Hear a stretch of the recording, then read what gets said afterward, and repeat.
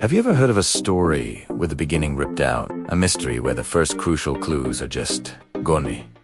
That is exactly what we have with one of the most intriguing and controversial ancient texts ever discovered. The Gospel of Mary.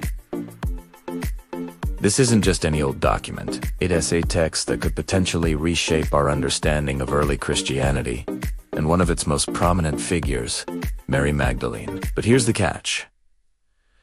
The surviving manuscript is a fragment. The first 6 pages are completely missing, and several more are gone from the middle. It's like starting a movie 10 minutes in and finding key scenes cut out later.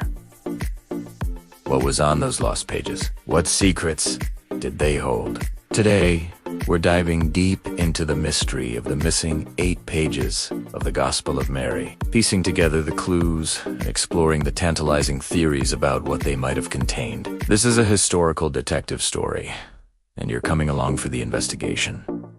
So, let's set the scene. The Gospel of Mary, as we can know it, was discovered in the late 19th century in Egypt. It's part of a collection of texts known as the Nag Hammadi Library, which gave us a treasure trove of Gnostic Gospels, writings that were excluded from the official biblical canon. These texts often present a very different perspective on Jesus, his teachings, and his followers. The Gospel of Mary is unique among them because it is the only Gnostic Gospel named after a woman. It positions Mary Magdalene not just as a follower, but as a leader, a confidant of Jesus who possessed a deeper understanding of his teachings than even the male apostles. The manuscript we have picks up we're thrown right into a scene where the disciples are grieving and fearful after the crucifixion. Jesus has appeared to them, given some final teachings, and departed. They are lost, confused, and afraid to go out and preach the gospel as he commanded. Peter, ever the impulsive one, turns to Mary and says,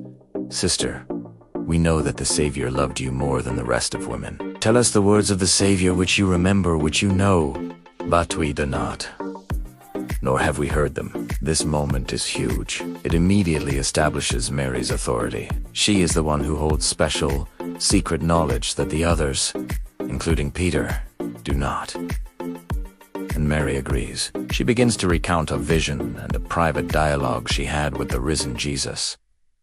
This is where the real meat of the text begins, and it's also where our mystery deepens. Because the first 6 pages are gone, we completely miss the setup. We don't know the context of this post-resurrection appearance. Was this the same appearance described in the canonical Gospels? Or a separate, more intimate one just for her?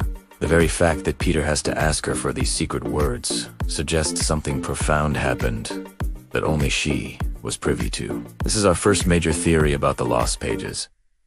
They almost certainly detailed the beginning of this unique post-resurrection dialogue between Jesus and Mary Magdalene. Think about that. The canonical Gospels give us glimpses of Jesus appearing to his followers after he rose, but a detailed, one-on-one, spiritual discourse. That would be revolutionary. It would elevate Mary Magdalene from a witness to the resurrection, which is her primary role in the New Testament, to the primary recipient of his most advanced post-resurrection teachings. It would explain why the other disciples look to her for wisdom, and why she is presented as the apostle to the apostles. The lost beginning likely laid the foundation for her authority, showing not just that Jesus appeared to her first, but that he entrusted her with the deepest secrets of his gnosis, or knowledge. Now, let's talk about what asterisk is.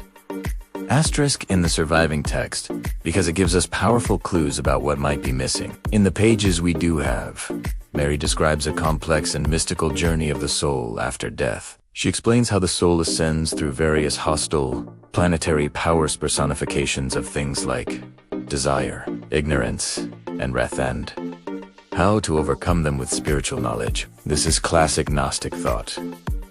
The material world is a sort of prison, and the soul, a spark of the divine, must escape it by using secret wisdom. Mary's teaching is a roadmap for this spiritual ascent. She speaks with confidence and clarity, answering the disciples' questions about the nature of sin, matter, and the ultimate destiny of the soul. Her teachings are radical. She argues that sin is not an inherent moral stain, but a product of imbalance and attachment to the material world. The solution isn't penance, but understanding. This is a very different theological framework from what developed into mainstream Orthodox Christianity. The dialogue is so challenging, in fact, that it provokes a conflict. Andrew and then Peter openly challenge her. Peter, in a fit of jealousy, exclaims, "Did he really speak privately with a woman and not openly to us? Are we to turn about and all listen to her? Did he prefer her to us?" It's a moment of raw, human drama. The tension between Peter's institutional authority and Mary's spiritual authority is laid bare. Livia, often identified with Matthew, has to step in to defend her, reminding them that the Savior held her in high esteem and that they should be ashamed of questioning his judgment. This conflict is a central theme of the surviving text. It's a struggle over leadership, over the nature of truth, and over the role of women in the burgeoning Christian movement. The manuscript we have ends with Levi urging them to go forth and preach, but the core conflict remains unresolved. So, this brings us to our second major theory about the missing pages, not just the first 6, but also the 4 pages missing from the middle of the text. Given the highly esoteric and radical nature of the teachings, we do have, it's highly probable that the lost pages contained even more radical ideas. The surviving text already pushes the boundaries of Orthodox belief.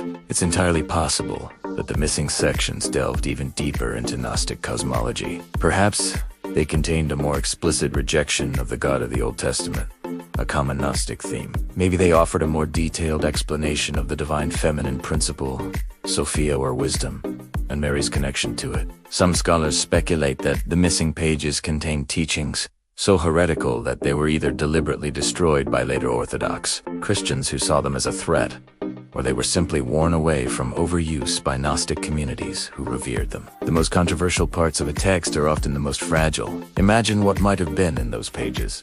Perhaps a more detailed account of creation from a Gnostic perspective, where the material world is the flawed creation of a lesser deity, not the benevolent act of an all-powerful God. This would have directly contradicted the foundational beliefs of the church that was forming at the time. Or maybe the pages contained specific rituals or contemplative practices that Mary learned from Jesus' practical instructions for achieving gnosis, not just theoretical concepts. This would have been spiritual dynamite. The church was moving toward a structure based on sacraments and priestly authority, a text that empowers individuals to achieve their own salvation through secret knowledge, taught by a woman, would have been a direct challenge to that entire power structure. It's not hard to see why someone might have wanted those pages to disappear. The conflict we see between Peter and Mary in the surviving text is likely just the tip of the iceberg. The missing pages might have laid out the full scope of their theological disagreements, making it crystal clear why Mary's vision of Christianity was ultimately sidelined. Let's consider the historical context. In the first few centuries of Christianity, there wasn't one single unified Christianity. There were many different groups with many different beliefs, all vying for influence. The group that eventually became the Roman Catholic and Orthodox Church worked hard to standardize belief.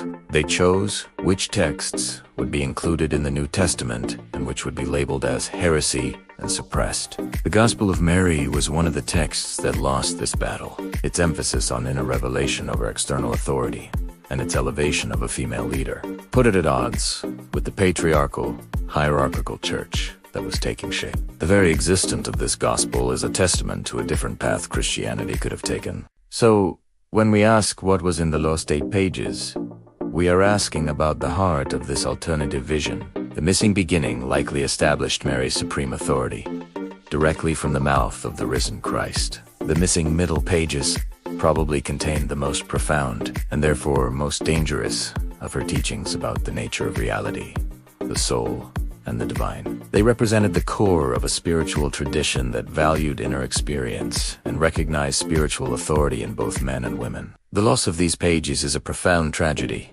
It's not just a loss for scholars.